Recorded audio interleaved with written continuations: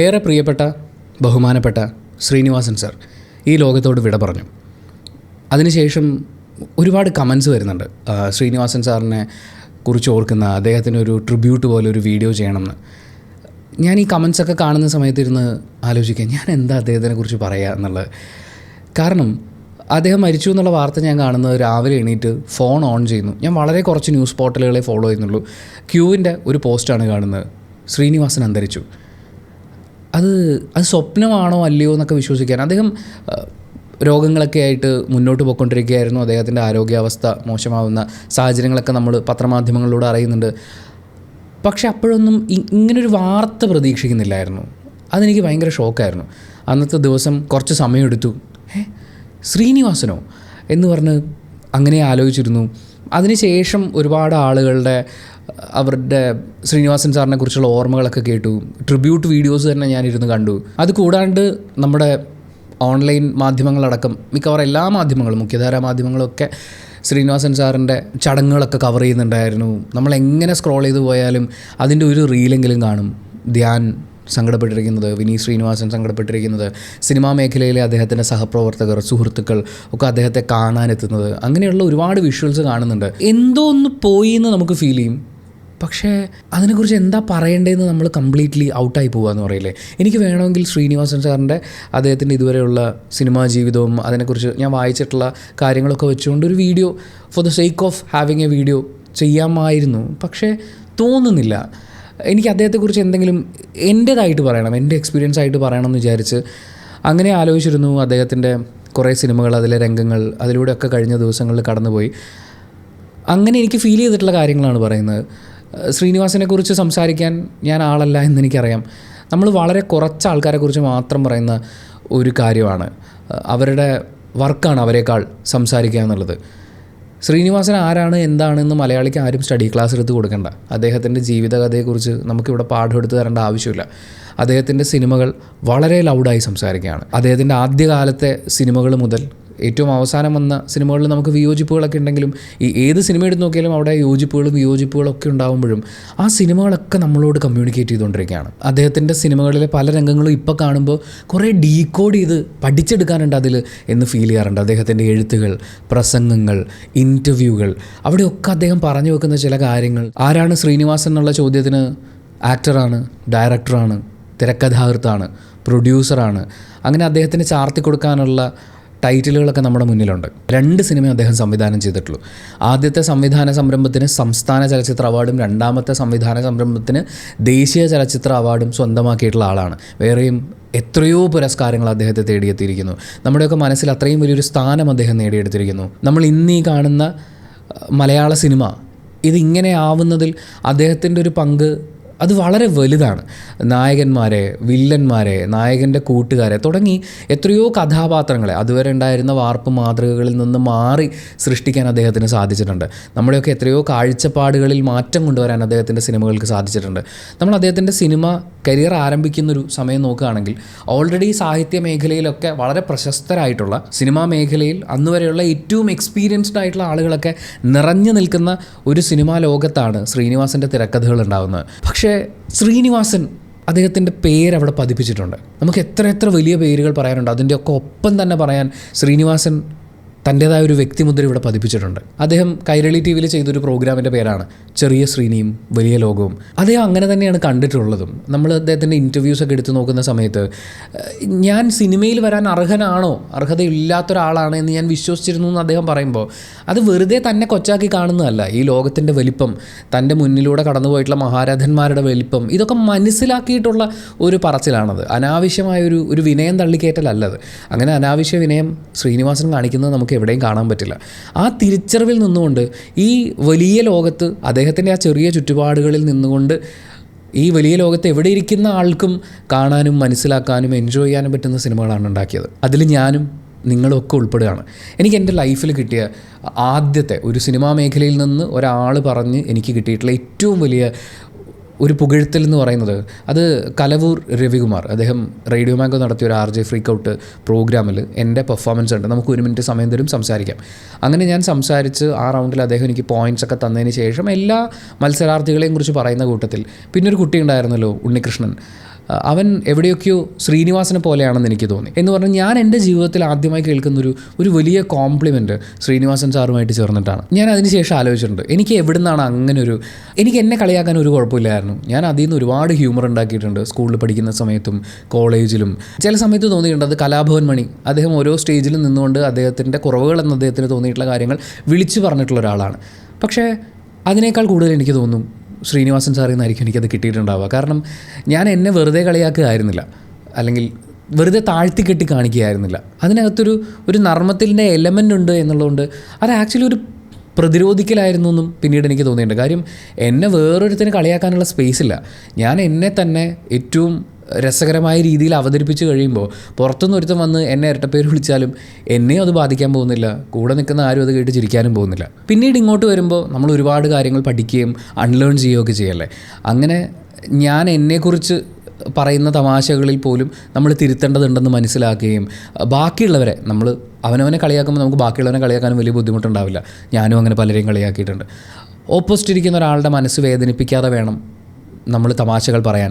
Opposite ഇരിക്കുന്ന ഒരാളെ ബാക്കിയുള്ളവർക്ക് അറ്റാക്ക് ചെയ്യാൻ ഇട്ടുകൊടുക്കാത്ത രീതിയിലുള്ള തമാശകളാണ് നമ്മൾ പറയേണ്ടത്. അവിടെയാണ് നമ്മൾ ശരിക്കും ചിരി കണ്ടെത്തേണ്ടത് എന്ന് പറയുന്ന ഒരു ചിന്തയിലേക്ക് പിന്നീട് ഞാൻ മാറി. ആൻഡ് ശ്രീനിവാസൻ നമുക്ക് തന്നിട്ടുള്ള ഏറ്റവും വലിയൊരു സംഭാവന എന്താണെന്ന് ചോദിച്ചാൽ, നമ്മളെല്ലാത്തിനെയും വളരെ ക്രിട്ടിക്കലായിട്ട് കാണുന്ന ആളുകളാണ്. എന്ന് വെച്ചാൽ മലയാളികൾ അങ്ങനെയാണ്. അത് അപ്പുറത്തുള്ളവൻ്റെ വീട്ടിൽ കയറിയിരുന്ന് അവൻ്റെ ബെഡ്റൂമിൽ ചെന്നിരുന്ന് വിമർശിക്കേണ്ടി വന്നാലും വിമർശിക്കാമെന്ന് പറയുന്ന പോലെ വളരെ മോശമായിട്ടുള്ളൊരു ലെവൽ വരെ പോകുന്ന അത്രയും ക്രിട്ടിക്കലായിട്ടാണ് നമ്മൾ കാര്യങ്ങളെ നോക്കിക്കാണുക. പക്ഷേ നമ്മുടെ വിമർശനങ്ങളുടെ ഭാഷ എന്ന് പറയുന്നത് അതിനെ ഈ പറയുന്ന നർമ്മത്തിൻ്റെ എലമെൻറ്റും അതേസമയം നമ്മൾ എന്തിനാണോ വിമർശിക്കുന്നത് അവരുടെ കുറിക്ക് കൊള്ളുന്ന രീതിയിൽ അവതരിപ്പിക്കുക എന്ന് പറയില്ലേ, അതിന് ശ്രീനിവാസൻ സിനിമകളിലൂടെ ഉണ്ടാക്കി തന്നിട്ടുള്ള ഒരു ഭാഷയുണ്ട്, ഒരു രീതിയുണ്ട്, ഏറ്റവും നല്ല രീതിയിൽ. എന്നാൽ പറയാനുള്ളത് മുഴുവൻ പറയാവുന്ന, ഒരു ചിരിയും കൂടി തരാവുന്ന രീതിയിൽ ആ ഒരു സർക്കാസ്റ്റിക് ടോൺ, അത് മലയാളികൾക്ക് എല്ലാവർക്കും അത് മുൻപും ഉണ്ടായിരുന്നു. പക്ഷേ അത് എല്ലാവർക്കും ഒരുപോലെ ആക്സസിബിൾ ആവുന്ന, എല്ലാവർക്കും മനസ്സിലാക്കാനും ഉപയോഗിക്കാനും ഒക്കെ പറ്റുന്ന രീതിയിലേക്ക് കൊണ്ടുവന്നത് അത് ശ്രീനിവാസൻ്റെ ഒരു സംഭാവന തന്നെയാണ്. ആൻഡ് ശ്രീനിവാസൻ സാറിൻ്റെ സിനിമകൾ എനിക്ക് തോന്നിയിട്ടുണ്ട് ഞാൻ വളരുന്നതിനോടൊപ്പം വളരുന്ന സിനിമകളാണെന്ന്. എന്ന് വെച്ചാൽ സിനിമയ്ക്ക് വേറെ വളരാനൊന്നുമില്ലല്ലോ, അത് ഓൾറെഡി അവിടെ ഉണ്ടാക്കി വെച്ചിരിക്കുകയല്ലേ. പക്ഷേ ഞാൻ വളരും തോറും അദ്ദേഹത്തിൻ്റെ സിനിമകൾ എനിക്ക് പിന്നെയും പഠിക്കാനുള്ള ഒരുപാട് കാര്യങ്ങളുണ്ട്. ഒരു വലിയ ഉദാഹരണം പറയാനുള്ളത് നാടോടിക്കാറ്റാണ്. നാടോടിക്കാറ്റ് ഞാൻ എൻ്റെ കുട്ടിക്കാലത്ത് കാണുമ്പോൾ എനിക്ക് ചിരിക്കാനുള്ള സാധനങ്ങളാണ്. ദാസനും വിജയനും കോമഡി കഥാപാത്രങ്ങളാണ്. ഒരുപക്ഷെ ഇന്ന് ആ സിനിമ കണ്ട് തുടങ്ങുന്ന വളരെ യങ്ങായിട്ടുള്ള ആളുകൾക്ക് അത് വെറും കോമഡി കഥാപാത്രങ്ങളായിരിക്കും. പക്ഷേ ഞാൻ എൻ്റെ യൗവനത്തിലേക്ക് വന്ന് നമ്മളൊരു ജോലിയുമായി ബന്ധപ്പെട്ടിട്ടുള്ള കഷ്ടപ്പാടുകൾ അതിലൂടെ കടന്നു പോകുമ്പോൾ ദാസനും വിജയനും ഒക്കെ ഞാനും എൻ്റെ കൂട്ടുകാരുമായി മാറുന്നൊരു കാഴ്ചയുണ്ടല്ലോ, അതിനകത്തെ പെയിൻ ഉണ്ടല്ലോ. ആ സിനിമയിൽ കഴുകട അരി എന്ന് പറഞ്ഞ് വിജയൻ ദാസനോട് ചൂടാവുന്നുണ്ട്. വിജയൻ്റെ ഒരു ആത്മരോഷം അതിനകത്തുണ്ട്. അയാൾ മാത്രം എഫേർട്ട് ഇടുക എന്ന് പറയുന്നൊരു കാര്യമുണ്ട്. ഇത്രയും കഷ്ടപ്പാടിൻ്റെ ഇടയിലും അവൻ മാത്രം കഷ്ടപ്പെടുക എന്ന് പറയുന്ന അവൻ്റെ പ്രതിഷേധം അതിനകത്തുണ്ട്. അതെനിക്ക് മനസ്സിലാക്കാൻ പറ്റും. പക്ഷേ ഞാനത് ചെറുതിലേ കാണുമ്പോൾ കഴുകടാരി എന്ന് പറയുന്ന ഒരു കോമഡി ഡയലോഗ് മാത്രമായിരുന്നു അത്. ഇന്നിപ്പോൾ ഞാൻ എൻ്റെ യൗവനവും കടന്ന് കുറച്ചും കൂടി മുന്നിലേക്ക് എത്തിക്കൊണ്ടിരിക്കുന്നു എന്നാണ് ഞാൻ വിശ്വസിക്കുന്നത്. ഇവിടെ നിന്നുകൊണ്ട് ഞാൻ നാടോടിക്കാറ്റിലേക്ക് നോക്കുമ്പോൾ എനിക്ക് കൂടുതൽ വ്യത്യസ്തമായ കാഴ്ചകളാണ് കാണാൻ പറ്റുന്നത്. അത് അദ്ദേഹം ഉണ്ടാക്കി വെച്ചിട്ടുള്ള എല്ലാ സിനിമകളിലും നമുക്കങ്ങനെ കാണാൻ പറ്റും. ഒരു പക്ഷേ തിയേറ്ററിലിരുന്ന് കണ്ടപ്പോഴോ അല്ലാതെ സിനിമ മുഴുവൻ ആദ്യം കാണുന്ന സമയങ്ങളിൽ ദഹിക്കാതിരുന്ന സിനിമകൾ പോലും പിന്നീട് പല രംഗങ്ങളിലൂടെയും കടന്നു പോകുമ്പോൾ ഇതിനകത്ത് ഇത്രയൊക്കെ ഉണ്ടായിരുന്നു മനസ്സിലാക്കാനെന്ന് വൈകി തിരിച്ചറിയുന്ന ഒരു അവസ്ഥയിലും എനിക്ക് ഫീൽ ചെയ്തിട്ടുണ്ട്. ഒരു ഫേമസ് ഡയലോഗ് ശ്രീനിവാസൻ സാർ എഴുതിയുണ്ടാക്കി, അത് മമ്മൂക്ക ഡെലിവർ ചെയ്തിട്ടുള്ളൊരു ഡയലോഗ് കഥ പറയുമ്പോൾ എന്ന് പറയുന്ന സിനിമയിലാണ്. അതിൽ ഏറ്റവും ലാസ്റ്റ് എനിക്കൊരു കൂട്ടുകാരനുണ്ടായിരുന്നു, ചെവിയിലെ കടുക്കനൊക്കെ പറഞ്ഞ് മമ്മൂക്ക നമ്മളെയൊക്കെ വികാരഭരിതരാക്കുന്ന ആ ഡയലോഗും ആ സീനും ഞാൻ എത്രയോ വട്ടം ആവർത്തിച്ച് കണ്ടിട്ടുണ്ട്. പക്ഷേ എനിക്ക് ആ സിനിമയിലെ ഏറ്റവും കൂടുതൽ കൊണ്ടിട്ടുള്ള ഡയലോഗ്, ഒരു പക്ഷേ അതിനേക്കാൾ കൊണ്ടിട്ടുള്ളൊരു ഡയലോഗ് ആ സിനിമയിലെ അധികം ആരും ഒരുപക്ഷെ ശ്രദ്ധിക്കാതെ പോയൊരു ഡയലോഗായിരിക്കും. ഞാൻ റേഡിയോ ബാങ്കിൽ വർക്ക് ചെയ്യുമ്പോഴാണ് RJ നിമിഷ് അവനെ പരിചയപ്പെടുന്നത്. അപ്പോൾ അവനിങ്ങനെ എന്തെങ്കിലുമൊക്കെ തമാശയായിട്ട് നമ്മൾ പറയുമ്പോൾ ഒരു കൗണ്ടർ പോലെ അവൻ പറഞ്ഞ് ഞാൻ കേട്ട ഡയലോഗാണ്, എനിക്ക് മുടങ്ങാതെ ഫീസ് കൊടുക്കുന്ന ഒരു കുട്ടിയായാൽ മതി അച്ഛ എന്ന് പറയുന്ന ഡയലോഗ്. അപ്പം എനിക്ക് ഈ ഡയലോഗ് മനസ്സിലായില്ല. ഞാൻ ഈ കഥ പറയുമ്പോൾ എന്ന് പറയുന്ന സിനിമ പൂർണ്ണമായും തുടക്കം മുതൽ അവസാനം വരെ ഇതുവരെ ഇരുന്ന് കണ്ടിട്ടില്ല. പക്ഷേ ഈ പെർട്ടിക്കുലർ സീനുകളൊക്കെ ആവർത്തിച്ച് കണ്ടിട്ടുണ്ട്. അപ്പം ഞാൻ നിമിഷിനോട് ചോദിച്ചു ഇത് ഏത് സിനിമയിലെ ഡയലോഗ്. അവനാണ് പറയുന്നത് കഥ പറയുമ്പോൾ എന്ന് പറയുന്ന സിനിമയിലെ. ഞാൻ ആ സീനെടുത്ത് കണ്ടു നോക്കുമ്പോൾ അതൊരു ശ്രീനിവാസൻ ചൊവ്വയുള്ള ഡയലോഗാണ്. അദ്ദേഹം പല ജീവിതാനുഭവങ്ങളും ഇപ്പോൾ ഒരു പ്രസംഗത്തിലോ അല്ലെങ്കിൽ ഒരു TV പ്രോഗ്രാമിലോ ഒക്കെ വർണ്ണിക്കുമ്പോൾ വളരെ കാഷ്വലായിട്ട് അദ്ദേഹത്തിൻ്റെതായ ഒരു ശൈലിയിൽ അവതരിപ്പിക്കും. നമ്മളത് കേട്ടിരിക്കുകയും ചെയ്യും. അതേ മോഡിൽ ആ സിനിമയിൽ പറഞ്ഞെടുത്തിട്ടുള്ളൊരു ഡയലോഗാണത്. പക്ഷേ നിങ്ങൾ ആ ഡയലോഗിലേക്കൊന്ന് നോക്കി, അതിനകത്ത് എത്ര പെയിൻ അടങ്ങിയിട്ടുണ്ട്. എനിക്ക് മുടങ്ങാതെ ഫീസ് കൊടുക്കുന്നൊരു കുട്ടിയായാൽ മതി അച്ഛ എന്ന് ഒരു മകൾ അച്ഛനോട് പറയുമ്പോൾ അവൾക്ക് വേറെ എന്തൊക്കെ സ്വപ്നങ്ങളെക്കുറിച്ച് സംസാരിക്കാം. പക്ഷേ അവളുടെ സ്വപ്നം ഇതായി മാറുന്നത് അവൾ ഏറ്റവും കൂടുതൽ അവഹേളിക്കപ്പെടുന്നു എന്ന് അവൾക്ക് തോന്നുന്നത് അവളുടെ ആത്മാഭിമാനത്തിന് ക്ഷതമുണ്ടാകുന്നൊരു കാര്യമാണ്. ഞാനും ഇടയ്ക്ക് എപ്പോഴെങ്കിലും പല കാര്യങ്ങൾക്കും സ്കൂളിൽ കൊടുക്കാനുള്ള അല്ലെങ്കിൽ കോളേജിൽ കൊടുക്കാനുള്ള ആ പൈസ കൊടുക്കാൻ പറ്റാതെ അതിനൊരു ഡിലേ വന്നിട്ട് എന്താണെന്ന് വെച്ചാൽ എല്ലാവരും കൊടുത്തിട്ടുണ്ട്, ഞാൻ മാത്രമേ കൊടുക്കാത്തുള്ളൂ. അങ്ങനെ ഇരിക്കുന്ന ഒരു കുട്ടിയുടെ മാനസികാവസ്ഥ എന്ന് പറയുന്നത് അത് എത്രത്തോളം ശ്രീനിവാസന് ഉൾക്കൊള്ളാൻ പറ്റുന്നതുകൊണ്ടായിരിക്കും ആ കുട്ടിയെ കൊണ്ട് അങ്ങനെ ഒരു ഡയലോഗ് പറയിച്ചിട്ടുണ്ടാവുക. ഒരു പക്ഷേ നിങ്ങൾ ആ സിനിമയോ ആ രംഗമോ ഇനി ഒരിക്കൽ കൂടി കാണുകയാണെങ്കിൽ ഒന്നുകൂടി നോക്കണം ആ ഒരു കോൺവെർസേഷൻ ബിൽഡ് ചെയ്തിരിക്കുന്നത്. ഞാനിങ്ങനെ സംസാരിക്കാൻ വേണ്ടിയിട്ട് അദ്ദേഹത്തിൻ്റെ പല സിനിമകളിലെ രംഗങ്ങളിലൂടെയൊക്കെ കടന്നു പോകുമ്പോൾ മനസ്സിലേക്ക് പെട്ടെന്ന് വന്നതൊക്കെയാണ് ഇപ്പോൾ നിങ്ങളോട് സംസാരിക്കുന്നത്. തട്ടാൻ ഭാസ്കരൻ, അയാൾ ആദ്യത്തെ പ്രണയം തകർന്നു, അതിനുശേഷം ഒരു ഡാൻസ് ടീച്ചർക്ക് ഒരു സഹായം ചെയ്തു കൊടുക്കുന്നു. അപ്പോൾ അവർ ഈ ഉപകാരം ഒരിക്കലും മറക്കില്ല എന്ന് പറയുമ്പോൾ വേണ്ട, മറക്കണം, മറക്കാതിരിക്കാൻ വേണ്ടി ഞാനിപ്പോൾ ഒരു ഉപകാരവും ചെയ്തു കൊടുക്കാറില്ല എന്ന് പറഞ്ഞിട്ട് പോകുമ്പോൾ അയാളുടെ ലൈഫിലെ ഏറ്റവും വലിയ പെയിനാണ് അയാൾ പറഞ്ഞിട്ട് പോകുന്നത്. അത് ശ്രീനിവാസൻ അവതരിപ്പിക്കുമ്പോൾ അദ്ദേഹത്തിൻ്റെ ആ ഡയലോഗ് ഡെലിവറിയിൽ വരുമ്പോൾ നമ്മളാരും അങ്ങനെയുള്ള സീനിൽ മറക്കാതിരിക്കാൻ വേണ്ടി എന്ന് പറഞ്ഞാൽ അങ്ങനെ ഒന്നും പോയില്ലല്ലോ.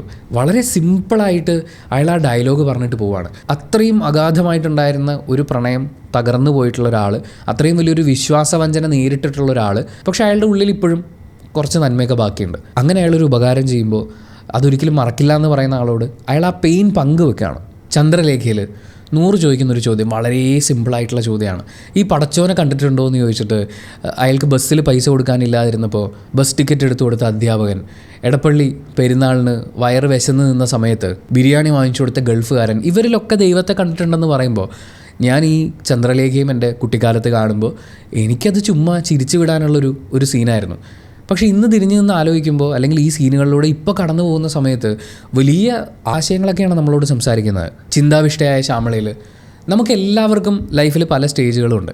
പെട്ടെന്ന് പണക്കാരനാവണം എന്ന് ആഗ്രഹിക്കുന്ന അല്ലെങ്കിൽ പെട്ടെന്ന് പ്രശസ്തനാവണം എന്ന് ആഗ്രഹിക്കുന്ന ഒരു സ്റ്റേജ് ഉണ്ടാവും. ഞാൻ ഡിഗ്രിക്ക് പഠിക്കുന്ന സമയത്ത് മൾട്ടി ലെവൽ മാർക്കറ്റിംഗ് കമ്പനികൾക്ക് വേണ്ടിയിട്ട് അവിടെ വർക്ക് ചെയ്ത് ഞാൻ ക്ലാസ് പോലും കട്ട് ചെയ്ത് ഈ പരിപാടികൾക്കൊക്കെ നടന്നു. പെട്ടെന്ന് കാശുണ്ടാവാൻ, കോടീശ്വരനാവാൻ, ഒരു കാറ് വാങ്ങാനൊക്കെ മോഹിച്ച് അങ്ങനെ കുറച്ച് നാൾ നടന്നു.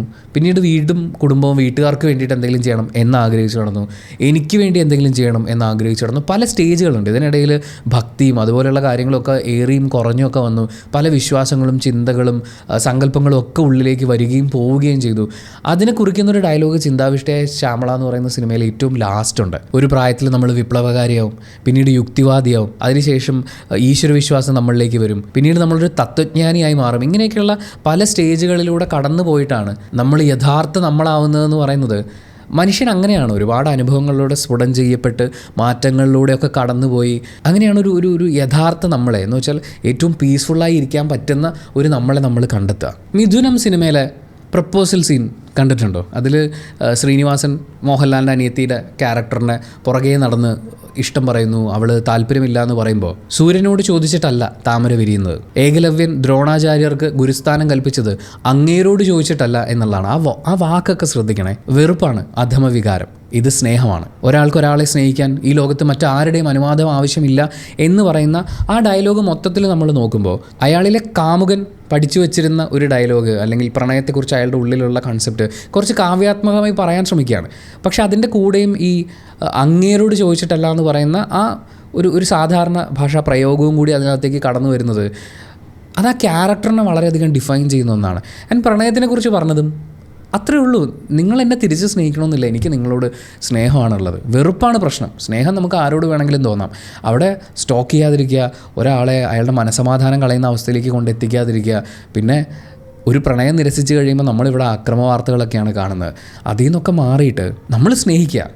വെറുപ്പ് എപ്പോൾ ഉണ്ടാകുന്നു അല്ലെങ്കിൽ വെറുപ്പിൻ്റെ പ്രവർത്തികൾ നമ്മളെപ്പോൾ കാണിക്കുന്നു അതാണ് അധമമാകുന്നത്. സ്നേഹത്തിൽ എവിടെയാണ് കുഴപ്പം? അദ്ദേഹം ഇങ്ങനെ മലയാള സിനിമയിൽ നിറഞ്ഞു നിൽക്കുമ്പോൾ നമ്മൾ അതുവരെ നാടകങ്ങളിലാണെങ്കിലും സിനിമകളിലാണെങ്കിലും ഒക്കെ കണ്ടുവന്നിട്ടുള്ള നായക സങ്കല്പങ്ങളുണ്ട്, രൂപങ്ങളുണ്ട്, സ്വഭാവങ്ങളുണ്ട്, രീതികളുണ്ട്.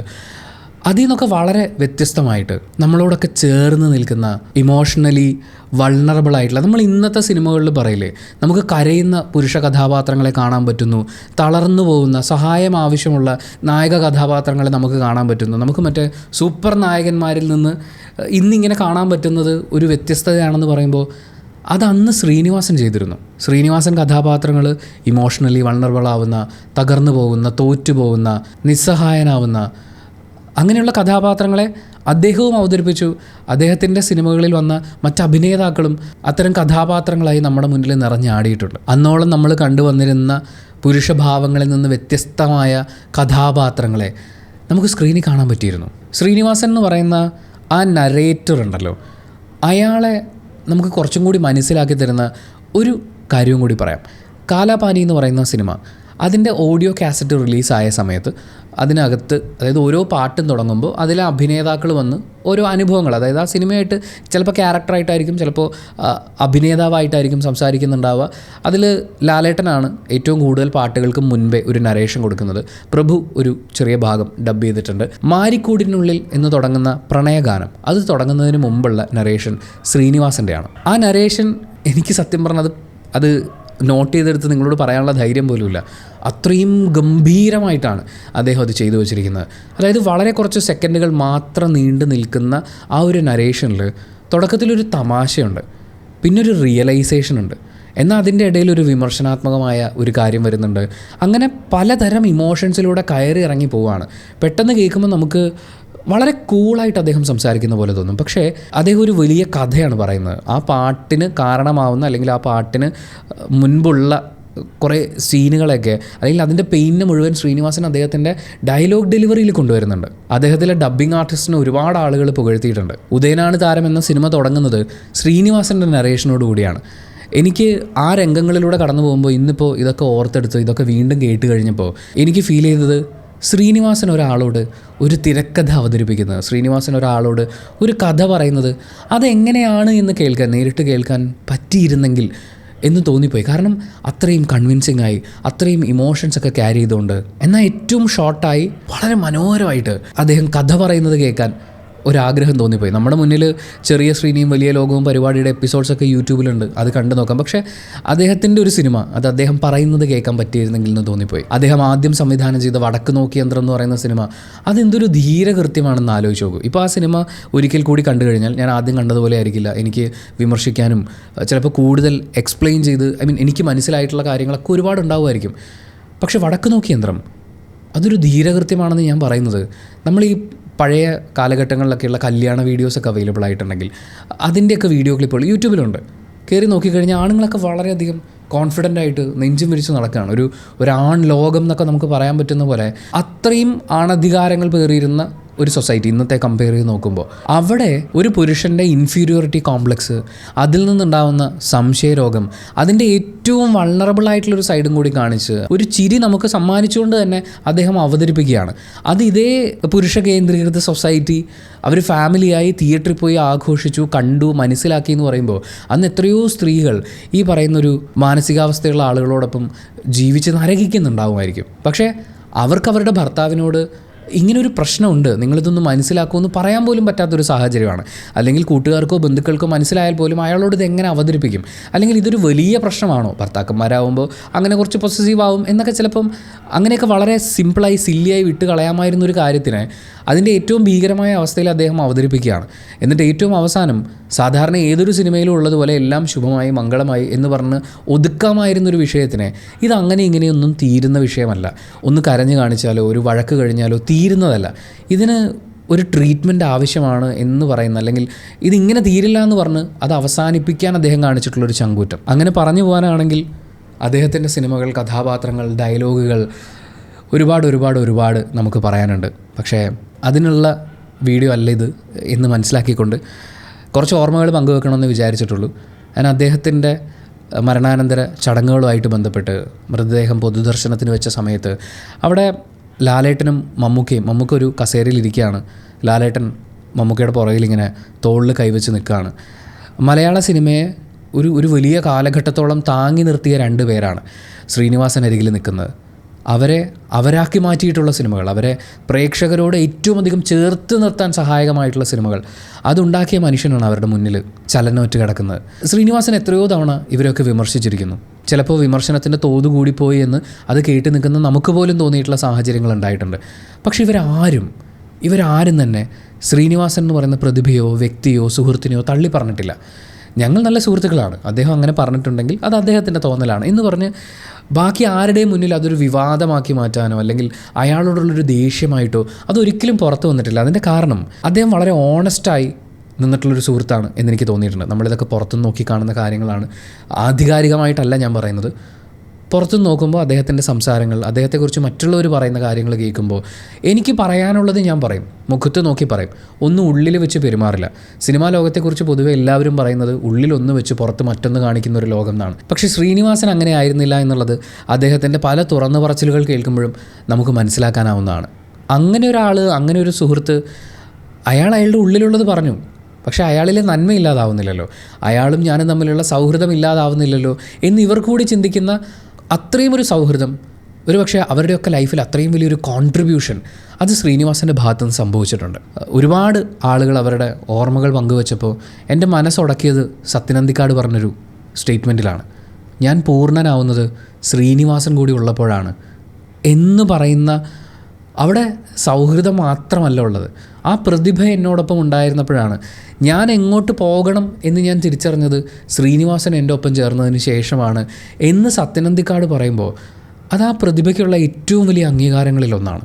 അദ്ദേഹം ആരോടൊക്കെ ഒപ്പം ജോലി ചെയ്തിട്ടുണ്ടോ അവർക്കെല്ലാവർക്കും ശ്രീനിവാസൻ എന്ന സുഹൃത്തിനെക്കുറിച്ച് ഒരുപാട് ഓർമ്മകൾ പങ്കുവെക്കാനുണ്ട്. താരങ്ങളൊക്കെ വിണ്ണിലേക്ക് പോയപ്പോൾ വിണ്ണിലുണ്ടായിരുന്ന പല താരങ്ങളെയും മണ്ണിലുള്ള നമ്മളുമായിട്ട് കണക്ട് ചെയ്യാൻ പറ്റുന്ന അത്രയും ഗംഭീരമായ സിനിമകൾ ഒരുക്കിയ ആ പ്രതിഭ യാത്രയാവുമ്പോൾ അദ്ദേഹം ഒരു സ്റ്റേജിൽ അദ്ദേഹം പറഞ്ഞത്, ഞാൻ ചെയ്യാതെ പോയ സിനിമകളാണ് മലയാള സിനിമയ്ക്കുള്ള എൻ്റെ സംഭാവന എന്നാണ്. പക്ഷെ അതിൻ്റെ നേരെ ഓപ്പോസിറ്റ് സൈഡും ഇവിടെയുണ്ട്. അദ്ദേഹം ചെയ്തു വെച്ചിട്ടുള്ള സിനിമകളാണ്, ആ ഗംഭീര സിനിമകളാണ് മലയാള സിനിമയ്ക്ക് അദ്ദേഹം നൽകിയിട്ടുള്ള സംഭാവന. അങ്ങനെ നമുക്ക് ആസ്വദിക്കാൻ അതിഗംഭീരമായ സിനിമകൾ ഇവിടെ ബാക്കിയാക്കിക്കൊണ്ട് ശ്രീനിവാസൻ ഈ ലോകത്തോട് വിട പറഞ്ഞു. ഡിയർ ശ്രീനിവാസൻ സാർ, ഞാൻ നിങ്ങളെ മിസ് ചെയ്യില്ല. I will not miss you. നിങ്ങളുണ്ടാക്കിയിട്ടുള്ള സിനിമകളിൽ ഇനിയും എനിക്ക് വായിച്ചറിയാൻ ഒരുപാടുണ്ട്. ഇനിയും ആവർത്തിച്ച് കാണാനും ഒരുപാട് രസങ്ങളെ ഉൾക്കൊള്ളാനും ബാക്കിയുണ്ടെന്ന് ഞാൻ വിശ്വസിക്കുന്നു. ഞാൻ ഇനിയും നിങ്ങളുടെ സിനിമകൾ കാണും. ഒരുപക്ഷെ എൻ്റെ മക്കളും നിങ്ങളുടെ സിനിമകൾ കാണും, പൊട്ടിച്ചിരിക്കും. ചിന്തിക്കേണ്ട പ്രായമെത്തിയ ആ സിനിമകൾ കാണുമ്പോൾ അവരും ചിന്തിക്കും. Thank you so much and good bye.